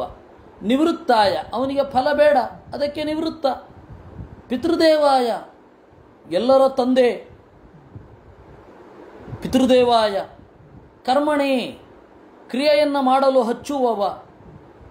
ಧರ್ಮ ವಿಪಾಕಾಯ, ಧರ್ಮದ ಫಲ ಯಾರು ಅಂದರೆ ದೇವರೇ. ಮೃತ್ಯವೇ, ನಮ್ಮನ್ನು ಕೊನೆಗೊಂದು ದಿವಸ ಇಲ್ಲದಂತೆ ಮಾಡುವವ, ದುಃಖವನ್ನು ನೀಡುವವ. ನಮಸ್ತ ಆಶಿಷಾಮೀಶ, ಎಲ್ಲ ಬಯಕೆಗಳ ಒಡೆಯ ಅವನು.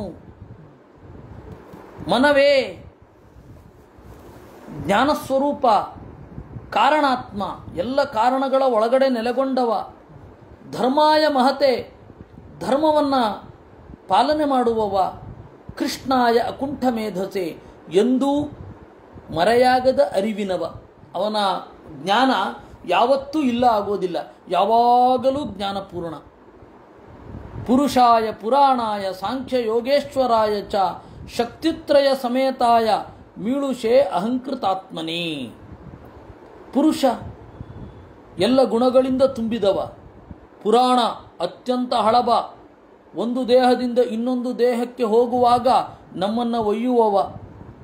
ಸಾಂಖ್ಯ ಯೋಗೇಶ್ವರಾಯ ಚ, ಜ್ಞಾನಯೋಗ ಕರ್ಮಯೋಗಗಳ ಒಡೆಯ, ಶಕ್ತಿತ್ರಯ ಸಮೇತಾಯ, ಶ್ರೀ ಭೂ ದುರ್ಗಾ ಅನ್ನುವ 3 ಹಿರಿದಾದ ಶಕ್ತಿಗಳ ಒಡೆಯ, ಶಕ್ತಿತ್ರಯ ಈಶಾಯ, ಮೀಳುಷೇ ಭಕ್ತರು ಬೇಡಿದ್ದನ್ನು ನೀಡುವವ, ಅಹಂಕೃತಾತ್ಮನೇ ದೇಹ ನಾನು ಅಂತನ್ನುವ ಪ್ರಜ್ಞೆಯನ್ನು ಕೊಡುವ ಈ ನಾನು ಏನಿದ್ದೇನೆ ಸದಾಶಿವ ನನ್ನ ಒಳಗಡೆ ಅಂತರ್ಯಾಮಿಯಾದವ, ಚೇತ ಆಕೂತಿ ರೂಪಾಯ ನಮೋ ವಾಚೋ ವಿಭೂತಯೇ ಮನಸ್ಸಿನೊಳಗಿಂದ ಬರುವ ಬಯಕೆಯನ್ನು ಮೂಡಿಸಿದವ, ಮನಸ್ಸಿನೊಳಗಿಂದ ಬಂದ ಬಯಕೆಯನ್ನು ತೋರಿಸಿದವ, ವಾಚೋ ವಿಭೂತಯೇ ಮಾತಿನ ಸಂಪತ್ತು ನೀನು, ದರ್ಶನನ್ನೋ ದಿದೃಕ್ಷೂಣಾಂ ದೇಹಿ ಭಾಗವತಾರ್ಚಿತಂ ನಿನ್ನ ದರ್ಶನವನ್ನು ನನಗೆ ಕೊಡು ಅಂತ ಹೇಳಿ ಪ್ರಾರ್ಥನೆ ನಾವು ಮಾಡ್ತಾ ಇದ್ದೇವೆ ಅಂತ ಇಲ್ಲಿ ತಾತ್ಪರ್ಯ ಇದೆ. ಇಷ್ಟಕ್ಕೂ ಸೇರಿ ನಾವು ಇಲ್ಲಿ ತನಕ ಏನು ನೋಡಿದೆವು 33ನೇ ಶ್ಲೋಕದಿಂದ 43ರವರೆಗೆ ಆ ಎಲ್ಲ ಶ್ಲೋಕಕ್ಕೂ ಸೇರಿ ಒಂದು ತಾತ್ಪರ್ಯ ಏನು? ಸೂರ್ಯಾಂತರ್ಯಾಮಕತ್ವಾತ್ತು ಸರ್ವಾಂತರ್ಯಾಮಕತ್ವಾತ್ತು ಸರ್ವನಾಮ ಜನಾರ್ದನ, ಊರ್ಕ್, ಇಶೆ ಮೊದಲಾದ ಎಲ್ಲ ನಾಮಗಳು ಕೂಡ ದೇವರನ್ನು ಹೇಳ್ತವೆ. ಯಾಕೆಂದರೆ ಎಲ್ಲರ ಅಂತರ್ಯಾಮಿಯಾಗಿರೋದ್ರಿಂದ. ನತು ಸರ್ವಸ್ವರೂಪತ್ವಾತ್ ಸರ್ವೇಚೋತೋ ಹರಿರಿಯತಃ, ದೇವರಿಗೆ ಆ ಹೆಸರಿದೆ ಅಂತ ಹೇಳಿದ ಕೂಡಲೇ ಅನ್ನವೇ ದೇವರಾಗುವಲ್ಲ ಅಥವಾ ದೇವರ ಅನ್ನ ಆಗಲ್ಲ. ಬಹಳ ಜನ ಏನಂದ್ಕೊಂಡಿದ್ದಾರೆ ಅನ್ನ ಅಂತಂದರೆ ದೇವರು ಅಂತ. ಅನ್ನದ ಒಳಗಡೆ ಇದ್ದು ನಮಗೆ ದೇಹಕ್ಕೆ ಬೇಕಾದ ಶಕ್ತಿಯನ್ನು ನೀಡುವವ ದೇವರು. ಅದರಿಂದಾಗಿ ದೇವರನ್ನು ಅನ್ನ ಅಂತ ಕರೀತಾರೆ. ಅದ್ಯತೆ ತಿಚ ಭೂತಾನಿ, ಅದ್ಯತೆ ಅವನು ತಿನ್ನಲ್ಪಡ್ತಾನೆ ಅಂದರೆ ನಾವು ತಿಂದ ಅನ್ನದಲ್ಲಿ ನಿಂತು ಶಕ್ತಿಯನ್ನು ಕೊಡ್ತಾನೆ. ಅತ್ತಿಚ ಆಮೇಲೆ ನಮ್ಮನ್ನು ತಿಂತಾನೆ. ತಸ್ಮಾತ್ ಅನ್ನಂ ತದುಚ್ಯತ ಇತಿ, ಅದರಿಂದಾಗಿ ದೇವರ ಹೆಸರು ಅನ್ನ ಅಂತ. ಇದು ವೇದ ಹೇಳಿರುವಂತಹ ನಿರ್ವಚನ. ಅದರಿಂದಾಗಿ ಸರ್ವಾಂತರ್ಯಾಮಿಯಾಗಿರೋದ್ರಿಂದ ದೇವರನ್ನು ಅನ್ನ ಅಂತ ಕರೀತಾರೆ, ರಸ ಅಂತ ಕರೀತಾರೆ, ಬಲ ಅಂತ ಕರೀತಾರೆ, ಪೃಥಿವಿ ಅಂತ ಕರೀತಾರೆ, ವಾಯು ಅಂತ ಕರೀತಾರೆ. 2 ಪ್ರಸಂಗಗಳನ್ನು ನಾನು ನಿಮ್ಮ ಮುಂದೆ ಇಡಬೇಕು. ಒಬ್ಬರು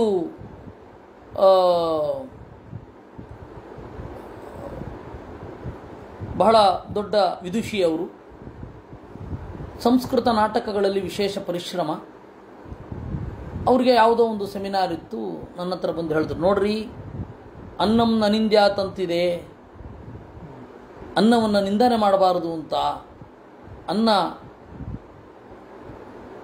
ಆಹಾರವನ್ನು ವೇಸ್ಟ್ ಮಾಡಬಾರದು ಅಂತ ಹೇಳಿ ನೋಡಿ ವೇದ ಇದೆ. ಅದಕ್ಕೆ ಹಾಗೆ ಅರ್ಥ ಅಲ್ಲ. ಅನ್ನಂ ನನಿಂದ್ಯಾತಂದರೆ ಅನ್ನವನ್ನು ಬೈಬಾರದು ಅಂತ ಅರ್ಥ ಅಲ್ಲ. ಅದಕ್ಕೆ ನಾನು ಹೇಳಿದೆ, ಹೌದು, ಆದರೆ ಕೃಷ್ಣ ಇದಕ್ಕೆ ವಿರುದ್ಧವಾಗಿ ನುಡಿದು ಬಿಟ್ನಲ್ಲ. ಯಾಕೆ? 18ನೇ ಅಧ್ಯಾಯದಲ್ಲಿ ಆಹಾರಂ ತಾಮಸಂ ಪ್ರೋಕ್ತಂ ಅಂತ ಇದೆ.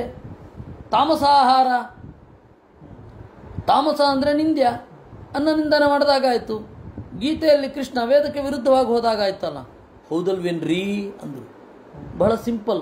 ಅನ್ನ ಅಂದರೆ ದೇವರ ಹೆಸರು ಅಂತ ಅಷ್ಟೇ. ಹೌದಾ ಅಂತ ಹೋಗಿ ಹೇಳಿದ್ರು. ಆಮೇಲೆ ಯಾರೋ ಹೇಳಿದ್ರು ಇದು ಮಧ್ವಾಚಾರ್ಯರು ಮಾಡಿದ ಅರ್ಥ ಅಂತ ಬಂದರು.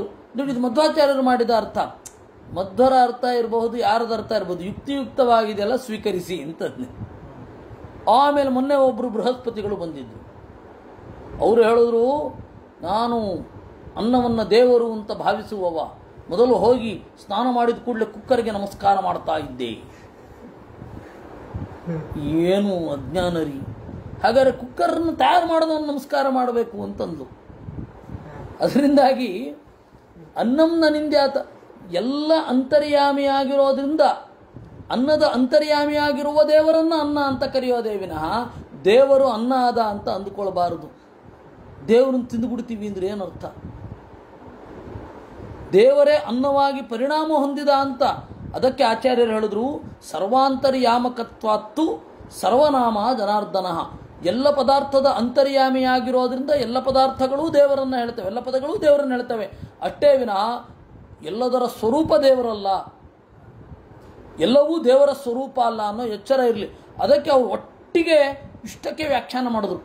ಒಟ್ಟಿಗೆ ಸುಮಾರು 33ನೇ ಶ್ಲೋಕದಿಂದ 43ನೇ ಶ್ಲೋಕದವರೆಗೂ ಒಂದೇ ಒಂದು ತಾತ್ಪರ್ಯ. ರೂಪಂ ಪ್ರಿಯತಮಂ ಸ್ವಾನಾಂ ಸರ್ವೇಂದ್ರಿಯ ಗುಣಾತಿಗಂ ಸ್ನಿಗ್ಧ ಪ್ರಾವೃಡ್ ಘನಶ್ಯಾಮಂ ಸರ್ವ ಸೌಂದರ್ಯ ಸಂಗ್ರಹಂ. ಹೀಗೆ ದೇವರ ಗುಣಗಳನ್ನು ಚಿಂತಿಸಿ ಸಾಧ್ಯವಾದಷ್ಟು ರೂಪವನ್ನು ಚಿಂತಿಸಬೇಕು. ತನ್ನವರಿಗೆ ಅತ್ಯಂತ ಪ್ರಿಯವಾದ ಎಲ್ಲ ಇಂದ್ರಿಯಗಳ ಗುಣದಿಂದ ಎಲ್ಲ ಇಂದ್ರಿಯಗಳನ್ನು ಹೊಂದಿರುವ ದೇವರ ಎಲ್ಲ ಇಂದ್ರಿಯಗಳಿಗೆ ಎಲ್ಲ ಇಂದ್ರಿಯಗಳ ಗುಣವೂ ಇರುತ್ತೆ. ಅವನು ಕಿವಿಯಿಂದ ನೋಡಬಲ್ಲ, ಕಣ್ಣಿನಿಂದ ಮೂಸಬಲ್ಲ, ದೇವರಿಗೆ ಆ ಶಕ್ತಿ ಇರುತ್ತೆ. ಅದಕ್ಕೆ ಏನು ಹೇಳಿದ್ರು? ಸರ್ವೇಂದ್ರಿಯ ಗುಣಾತಿಗಂ. ಮತ್ತೆ ಎಲ್ಲ ಇಂದ್ರಿಯಗಳ ಗುಣ ಮಿತಿ ಏನಿದೆ ಅದನ್ನು ದಾಟಿದ್ದಾನೆ. ಸ್ನಿಗ್ಧ ಪ್ರಾವೃಡ್ ಘನಶ್ಯಾಮಂ, ಮಳೆಗಾಲದ ಮೋಡದಂತೆ ನೀಲಿ ಬಣ್ಣದವ ದೇವರ ಬಣ್ಣ. ಸರ್ವ ಸೌಂದರ್ಯ ಸಂಗ್ರಹಂ, ಜಗತ್ತಿನ ಎಲ್ಲ ಸೌಂದರ್ಯವೂ ಅವನಲ್ಲಿ ರೂಪ ಪಡೆದಿದೆ. ಚಾರ್ವಾಯತ ಚತುರ್ಬಾಹುಂ, ಉದ್ದವಾದ ಉರುಟಾದ ದಪ್ಪವಾದ 4 ಭುಜಗಳು ಅವನಿಗಿವೆ. ಸುಜಾತ ರುಚಿರಾನನಂ, ಚಂದದ ಮೋರೆ ಅವನದ್ದು. ಪದ್ಮಕೋಶ ಫಲಾಶಾಕ್ಷಂ, ಕಮಲದಂತೆ ಕಣ್ಣಿರುವವ. ಸುಂದರಭ್ರು, ಚಂದದ ಹುಬ್ಬು. ಸುನಾಸಿಕಂ, ಒಳ್ಳೆಯ ಮೂಗು.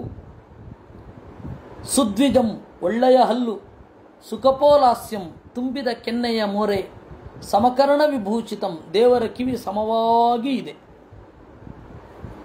ಪ್ರೀತಿ ಪ್ರಹಸಿತಾಪಾಂಗ ಮಳಕೈರುಪಶೋಭಿತಂ, ನಗೆ ಬೀರುವ ಕಡೆಗಣ್ಣ ನೋಟ. ಅಳಕ, ದೇವರಿಗೆ ಗುಂಗುರು ಕೂದಲಿದೆ. ಲಸತ್ ಪಂಕಜ ಕಿಂಜಲ್ಕ ದುಕೂಲಂ, ಹಳದಿ ಬಣ್ಣದ ಪಟ್ಟೆಯುಟ್ಟಿದ್ದಾನೆ. ಮೃಷ್ಟಕುಂಡಲಂ, ಹೊಳೆಯುವ ಕಿವಿಯೋಲೆ ಇದೆ. ಸ್ಫುರತ್ ಕಿರೀಟ ವಲಯ ಹಾರ ನೂಪುರ ಮೇಕಲಂ, ಒಳ್ಳೆಯ ಕಿರೀಟ. ವಲಯ ಅಂದರೆ ಬಳೆ, ಹಾರ, ನೂಪುರ ಅಂತಂದರೆ ಕಾಲ್ಗೆಜ್ಜೆ, ಮೇಖಲ ಅಂತಂದರೆ ಒಡ್ಯಾಣ.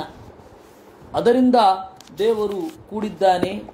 ಶಂಖ ಚಕ್ರ ಗದಾ ಪದ್ಮ ಮಾಲಾಮಣ್ಯುತ್ತಮರ್ಧಿಮತ್, ಸಿಂಹಸ್ಕಂಧ ಮುರೋ ಬಿಭ್ರತ್, ಸೌಭಗ ಗ್ರೀವ ಕೌಸ್ತುಭಂ. ಶಂಖ ಚಕ್ರ ಗದಾ ಪದ್ಮ ಇವುಗಳನ್ನು ಹೊಂದಿದ್ದಾನೆ. ಎಲ್ಲ ಕಾಡು ಹೂಗಳ ಮಾಲೆ ಇದೆ. ಒಳ್ಳೆಯ ಮಣಿಗಳಿದೆ. ಸಿಂಹಸ್ಕಂಧಂ, ಅವನ ಮುಯ್ಪು ಉಬ್ಬಿದೆ. ಹರವಾದ ಎದೆ. ಕೊರಳಲ್ಲಿ ಕೌಸ್ತುಭ ಮಣಿ ಇದೆ. ಶ್ರಿಯಾನಪಾಯಿನ್ಯಾಕ್ಷಿಪ್ತಂ ನಿಕಷಾಶ್ಮೋರಸೋಲ್ಲಸತ್, ಎಂದೂ ಬಿಡದ ಲಕ್ಷ್ಮಿ ಅವನ ಎಡಗಡೆಯ ಎದೆಯಲ್ಲಿ ಇದ್ದಾಳೆ. ಪೂರರೇಚಕ ಸಂವಿಜ್ಞ ವಲಿಮತ್ ಪಲ್ಲವೋದರಂ, ಆ ದೇವರ ಹೊಟ್ಟೆ ಉಸಿರಾಟದಿಂದ ಮುಂದಕ್ಕೂ ಹಿಂದಕ್ಕೂ ಹೋಗ್ತಾ ಇದೆ. ಹಾಗೆ ಚಿಂತನೆ ಮಾಡಿ ನೋಡಿ. ಧ್ಯಾನದಲ್ಲಿ ಜೀವಂತಿಕೆ. ನಮಗೆ ಈ ಹಿಂದಿನ ಧ್ಯಾನಗಳೆಲ್ಲ ಹೇಳಿದ್ರು, ಒಂದೊಂದು ಧ್ಯಾನದಲ್ಲಿ ಒಂದೊಂದು ಸ್ಪೆಷಾಲಿಟಿಯನ್ನು ಹೇಳ್ತಾರೆ. ದೇವರು ಉಸಿರಾಡ್ತಾನೆ, ಆದರೆ ಅವನ ಉಸಿರಿಗೆ ದೇವತೆ ಮುಖ್ಯ ಪ್ರಾಣ ಅಲ್ಲ. ಆ ಹೊಸ ಸಂಗತಿಯನ್ನು ಇಲ್ಲಿ ಹೇಳಿದ್ರು. ಪೂರ ರೇಚಕ ಸಂವಿಜ್ಞ ವಲಿಮತ್ ಪಲ್ಲವೋದರಂ, ಉಸಿರನ್ನು ಒಳಗೆಳಕೊಳ್ಳುವಾಗ ಹೊರಗಡೆ ಬಿಡುವಾಗ ಅಲುಗಾಡುವ ದೇವರ ಹೊಟ್ಟೆಯನ್ನು ಚಿಂತಿಸಬೇಕು. ಪ್ರತಿ ಸಂಕ್ರಾಮಯದ್ವಿಶ್ವಂ ನಾಭ್ಯಾವರ್ತ ಗಭೀರಯ, ಶ್ಯಾಮಶ್ರೋಣ್ಯಧಿರೋಚಿಷ್ಣು ದುಕೂಲ ಸ್ವರ್ಣಮೇಖಲಂ. ಜಗತ್ತು ಅವನ ಹೊಕ್ಕಳ ಬಳ್ಳಿಯಿಂದ ಬಂದಿದೆ. ಅವನ ಹೊಟ್ಟೆಯ ತಾಳಕ್ಕೆ ಅನುಗುಣವಾಗಿ ಜಗತ್ತಿನ ಬದಲಾವಣೆಗಳನ್ನು ಚಿಂತಿಸಬೇಕು. ಓಹ್, ಎಂಥ ಚಿಂತನೆ ಇದು! ಶ್ಯಾಮಶ್ರೋಣ್ಯಧಿರೋಚಿಷ್ಣು ದುಕೂಲ ಸ್ವರ್ಣಮೇಖಲಂ. ಅವನ ಸೊಂಟ, ಅದರಲ್ಲಿ ಕಂಗೊಳಿಸುವ ಒಂದು ಬಟ್ಟೆ, ಇವುಗಳನ್ನು ಚಿಂತಿಸಬೇಕು. ಸಮಚಾರವಂಗ್ರಿ ಜಂಘೋರು ನಿಮ್ನ ಜಾನು ಸುದರ್ಶನಂ. ಅವನ ಕಾಲು, ಮೊಣಕಾಲು, ಕಣಕಾಲು ಎಲ್ಲವೂ ಸಮವಾಗಿ ಇದೆ. ಪದಾ ಶರತ್ ಪದ್ಮ ಪಲಾಶ ರೋಚಿಷ ನಕದ್ಯುಭಿರ್ನೋತು ರಘಂ ವಿಧುನ್ವತ, ಪ್ರದರ್ಶಯ ಸ್ವೀಯಮಪಾಸ್ತ ಸಾಧ್ವತಂ ಪದಂ ಪುರೋಮಾರ್ಗ ಗುರುಸ್ತಮೋಜುಷಾಂ. ಶರತ್ಕಾಲದ ತಾವರೆಯಂತೆ ಕೆಂಪಾದ ಅಡಿಯವನು.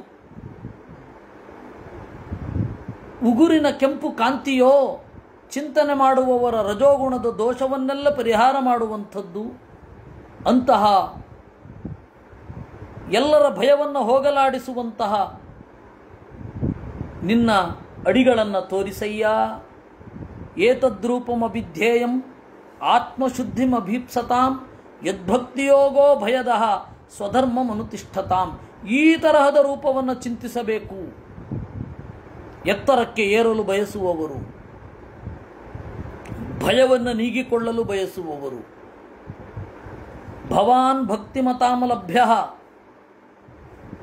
ದುರ್ಲಭ ಸರ್ವದೇಹಿನಾಂ ಸ್ವರಾಜ್ಯಸ್ಯಾಪ್ಯಭಿಮತ ಏಕಾಂತೇನ ಆತ್ಮವಿದ್ಗತಿ.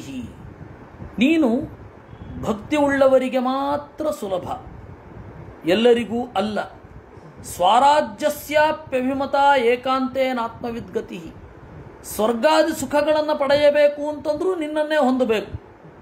ಅದಕ್ಕೆ ಹೇಳಿದ್ರು ಸ್ವರಾಜ್ಯಸ್ಯಾಪಿ ಅಂದರೆ ಇಂದ್ರ ಪದವಿ ಮೊದಲಾದವುಗಳಿಗೆ ಅದನ್ನೇನಾದರೂ ಬಯಸಿದರೆ ನೀನೇ ಧ್ಯೇಯ. ಅಂತಹ ನಿನ್ನ ದರ್ಶನವನ್ನು ನಾವು ಪಡೆಯಬೇಕಯ್ಯ, ತೋರಿಸು.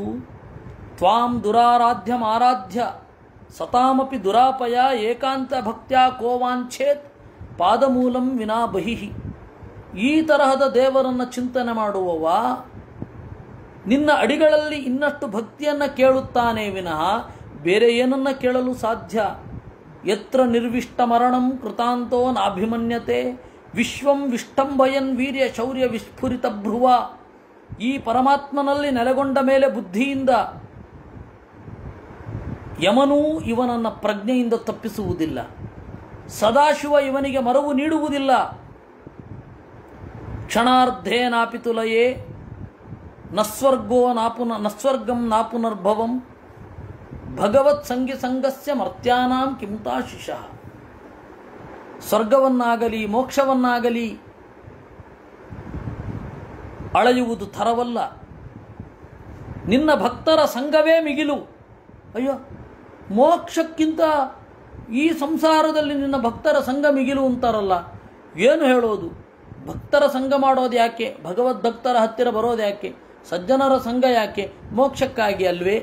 ಆ ಸಜ್ಜನರ ಸಂಘವನ್ನೇ ಭಕ್ತರ ಸಂಘ ಅನ್ನೋದು ಮುಕ್ತಿಯಲ್ಲಿ ಆನಂದ ವೃದ್ಧಿಯನ್ನು ಮಾಡುತ್ತೆ. ಅದರಿಂದಾಗಿ ಅವಸರ ಪಡಬೇಡಿ ಅಂತ ಭಾಗವತದಲ್ಲಿ ಇದು 3ನೇ ಬಾರಿ ಬರ್ತಾ ಇರತಕ್ಕಂತಹ ಶ್ಲೋಕ. ಕ್ಷಣಾರ್ಧೇ ನಾಪಿ ತುಲಯೇ ನಸ್ವರ್ಗಂ ನಾಪುನರ್ಭವಂ ಭಗವತ್ ಸಂಗಿ. 3 ಕಡೆ ಆಚಾರ್ಯರು ತಾತ್ಪರ್ಯ ಬರೆದಿದ್ದಾರೆ ಅನ್ನೋದು ಇಂಪಾರ್ಟೆನ್ಸು. ನೀವು ಕೇವಲ ಈ ಭವದಿಂದ ಬಿಡುಗಡೆ ಹೊಂದಿಬಿಡಬೇಕು ಅಂತನ್ನುವ ಗಡಿಬಿಡಿ ಬೇಡ. ಅವನಿಗೆ ಗೊತ್ತು ಯಾವಾಗ ಮಾಡಿಸ್ಬೇಕು ಅಂತ, ಅವನದನ್ನು ಮಾಡಿಸ್ತಾನೆ. ಅದರಿಂದ ಅಂತಹ ನಿನ್ನ ಸಂಘ ಕೊಡು, ನಿನ್ನ ಭಕ್ತರ ಸಂಘ ಕೊಡು. ಅಥಾನಘಾಂಗ್ರ್ಯೋಸ್ತವ ಕೀರ್ತಿ ತೀರ್ಥಯೋ ಅಂತರ್ಬಹಿ ಸ್ನಾನ ವಿಧೂತ ಪಾಪ್ಮನಾಂ ಭೂತೇಶ್ವನುಕ್ರೋಶ ಸುತತ್ವಶೀಲಿನಾಂ ಸ್ಯಾತ್ಸಂಗಮೋನುಗ್ರಹ ಏವ ನಸ್ತವ. ನಿನ್ನ ಅನುಗ್ರಹ ಆಗಬೇಕು ದೇವರೇ. ನಿನ್ನ ಅನುಗ್ರಹ ಅಂದರೆ ಎಂಥದ್ದು? ಅಥ ಅನಘಾಂಗ್ರ್ಯೋ ತವ ಕೀರ್ತಿ ತೀರ್ಥಯೋ. ಅನಘ ಪಾಪದ ಲೇಷ ಇಲ್ಲದವನೇ, ನಿನ್ನ ಅಡಿಗಳ ಕೀರ್ತಿಯಿಂದ ಒಳಗಡೆಯೂ ಹೊರಗಡೆಯೂ ಮುಳುಗಿದವರು.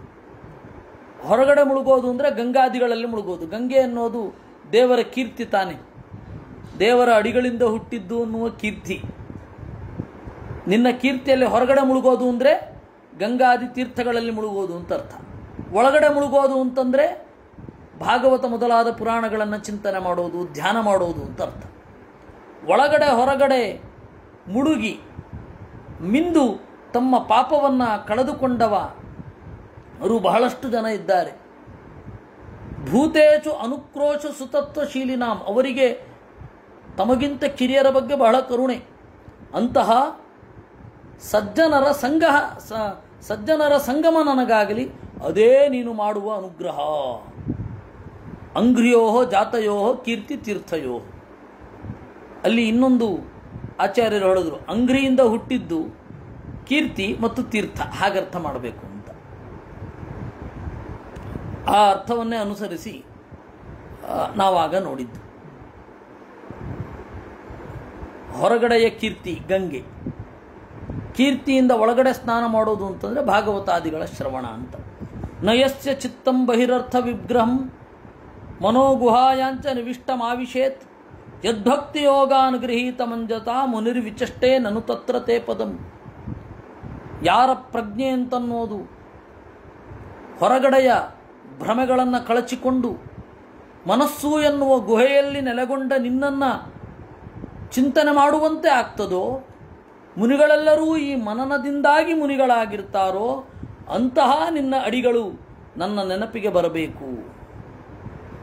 ಯತ್ರೇದಂ ವ್ಯಜ್ಯತೆ ವಿಶ್ವಂ ವಿಶ್ವಸ್ಮಿನ್ ಅವಭಾತಿ ಯತ್ ತತ್ವಂ ಬ್ರಹ್ಮ ಪರಂ ಜ್ಯೋತಿರಾಕಾಶ ಇವ ವಿಸ್ತೃತಂ. ಯತ್ರೇದಂ ವ್ಯಜ್ಯತೆ ವಿಶ್ವಂ, ನಿನ್ನಲ್ಲಿ ಈ ಪ್ರಪಂಚ ಅಭಿವ್ಯಕ್ತಗೊಂಡದ್ದು, ನೀನು ಎಲ್ಲದರೊಳಗಡೆ ಇದ್ದೀಯಾ ಅಂತ ಹೇಳಿ ಸಜ್ಜನರಿಗೆ ಹೊಳೆಯುತ್ತೆ.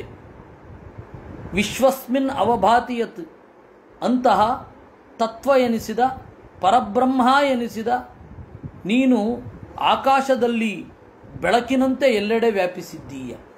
ಜ್ಯೋತಿ ಆಕಾಶ ಇವ ವಿಸ್ತೃತಂ, ಆಕಾಶೇ ಜ್ಯೋತಿರಿವ ವಿಸ್ತೃತಂ. ಆ ತರಹದ ತತ್ವ ನಮ್ಗೆ ಗೊತ್ತಾಗಲ್ಲ. ಬೆಳಕು ಎಲ್ಲ ಕಡೆ ಇರುತ್ತೆ, ಕುರುಡ್ರು ಕಾಣೋದಿಲ್ಲ. ಬೆಳಗಾದೊಡನೆ ಸೂರ್ಯನ ಬೆಳಕು ಎಲ್ಲ ಕಡೆ ತುಂಬಿರುತ್ತೆ, ಕುರುಡ್ರು ಕಾಣುತ್ತೇನು? ಬಾಗಿಲು ಜಡಿದುಕೊಂಡವರಿಗೆ ಕಾಣುತ್ತೇನೋ? ಡಾರ್ಕ್ ರೂಮಲ್ಲಿ ಕೂತವರಿಗೆ ಕಾಣೋದಿಲ್ಲ. ಹಾಗೆ ಎಲ್ಲೆಡೆ ಇರ್ತೀಯ, ಗೊತ್ತಾಗೋದಿಲ್ಲ. ಯೋ ಮಾಯಯೇದಂ ಪುರುರೂಪಯಾತೃಜದ್ ಬಿಭರ್ತಿ ಭೂಯ ಕ್ಷಪಯತ್ಯವಿಕ್ರಿಯ ಯದ್ಭೇದ ಬುದ್ಧಿ ಸದಿವಾತ್ಮ ಸಂಸ್ಥೆಯ ತಯಾತ್ಮತಂತ್ರಂ ಭಗವನ್ನು ಪ್ರತೀಮಹಿ. ಯಾರು ಪುರುರೂಪಯ ಥರಥರದ ವಸ್ತುಗಳನ್ನು ರೂಪಿಸುವ ಬಯಕೆಯಿಂದ ಈ ಪ್ರಪಂಚವನ್ನು ಸೃಷ್ಟಿ ಮಾಡಿ ತನ್ನ ಬಯಕೆಯಿಂದ ಈ ಪ್ರಪಂಚವನ್ನು ಹೊತ್ತು ಪುನಃ ಕ್ಷಪಯತಿ ಸಂಹಾರಕ್ಕೆ ಒಳಪಡಿಸುತ್ತಾನೋ, ಇಷ್ಟೆಲ್ಲ ಕ್ರಿಯೆಗಳನ್ನು ಮಾಡ್ತಾ ಇದ್ರೂ ಕೂಡ ಅವನಿಗೆ ವಿಕಾರ ಇರೋದಿಲ್ವೋ, ಯದ್ಭೇದ ಬುದ್ಧಿ, ಈ ಪರಮಾತ್ಮ ನಮಗಿಂತ ಭಿನ್ನನಾಗಿದ್ದಾನೆ ಅನ್ನೋದು ಸದಿವ, ಬೆಳಕಿನಿಂದ ಕೂಡಿದ್ದು, ಅದು ಬೆಳಗ್ಗೆ. ಈ ಪರಮಾತ್ಮನೇ ನಾನು ಅಂತನ್ನೋದು ಕತ್ತಲು. ಆತ್ಮ ಸಂಸ್ಥೆಯ ಸದಿವ, ಅಂತಹ ಸ್ವತಂತ್ರನಾದ ನಿನ್ನನ್ನು ಪ್ರತಿಮಹಿ ನಾವು ತಿಳ್ಕೊಳ್ತಾ ಇದ್ದೇವೆ. ಈಗ ಧ್ಯಾನದಲ್ಲಿ ಗೋಚರ ಆಗುವ ಸತ್ಯ ಇದು. ಇಲ್ಲಿ ಸದಿವ ಅಂತ ಇದೆ. ಅದಕ್ಕೆ ಆಚಾರ್ಯರು ಹೇಳಿದ್ರು, ಸದಿವ ಅಂತಂದರೆ ಬೆಳಕು ಅಂತ ಅರ್ಥ. ರಾತ್ರಿ ಅಜ್ಞಾನಮುದ್ದಿಷ್ಟಂ ಸಮ್ಯಜ್ಞಾನಂ ದಿವಾಸ್ಮೃತಂ. ರಾತ್ರಿ ಅಂದರೆ ಅಜ್ಞಾನ, ಒಳ್ಳೆಯ ಜ್ಞಾನ ಅಂದರೆ ಬೆಳಕು. ಸದಿವ ಬೆಳಕಿನಿಂದ ಕೂಡಿದ್ದಾನೆ ಅಂತ ಅರ್ಥ. ಜೀವೇಭ್ಯೋ ಜಗತಶ್ಚೈವ ಭೇದ ಜ್ಞಾನಂ ಹರೇ ಸದಾ ವಾಸ್ತವಂ ಜ್ಞಾನಮುದ್ದಿಷ್ಟಂ ತೇನ ಮುಕ್ತಿರವಾಪ್ಯತೆ. ವಾಸ್ತವ ಅದೇ, ನಮಗಿಂತ ದೇವರು ಭಿನ್ನನಾಗಿದ್ದಾನೆ. ಅಂತಹ ನಿನ್ನನ್ನು ನಾವು ಹೊಂದುತ್ತೇವೆ, ಶರಣು ಹೊಂದುತ್ತೇವೆ ಅಂತ ಪ್ರಾರ್ಥನೆ ಮಾಡ್ತಾ ಇದ್ದಾರೆ. ಇನ್ನು 20 ಶ್ಲೋಕ ಇದೆ. ಇದನ್ನು ಚಿಂತನೆ ಮಾಡಿ 20 ಶ್ಲೋಕ ನಾಳೆ ಆಗತ್ತೆ. ಇದನ್ನು ನೀವೆಲ್ಲರೂ ಪಾರಾಯಣ ಮಾಡಿ. ನಾನು ಈಗಾಗಲೇ ಪಾರಾಯಣವನ್ನು ಶುರು ಮಾಡಿದ್ದೇನೆ. ಎಲ್ಲರೂ ಒಟ್ಟಿಗೆ ಸೇರಿ ಸಂಕಲ್ಪ, ಅದೇ ನಾನು ಹೇಳ್ತೇನೆ, ಅದನ್ನು ನೀವು ಮಾಡಿ. ಸಂಕಲ್ಪ ನಿಮಗೇನು ಅನಿಸುತ್ತೋ ಅದನ್ನು ಮಾಡಿ. ಕೆಲವೊಂದು ವಿಶ್ವ ಕಲ್ಯಾಣ ಅಂತ ಅನ್ನುವ ನಿಟ್ಟಿನಲ್ಲಿ ಕೆಲವೊಂದು ಬರಬೇಕಿದೆ. ಜಗತ್ ಕಲ್ಯಾಣ ಅಂತ ಹೇಳುವಾಗ ಕೆಲವೊಂದು ಬರಬೇಕಿದೆ. ಅದನ್ನು ನಾನು ನಾಳೆ ಹೇಳ್ತೇನೆ. ನಾಳೆ ಇದನ್ನು ಕೇಳಿ ಆದಮೇಲೆ ಪಾರಾಯಣ ಶುರು ಮಾಡಬಹುದು.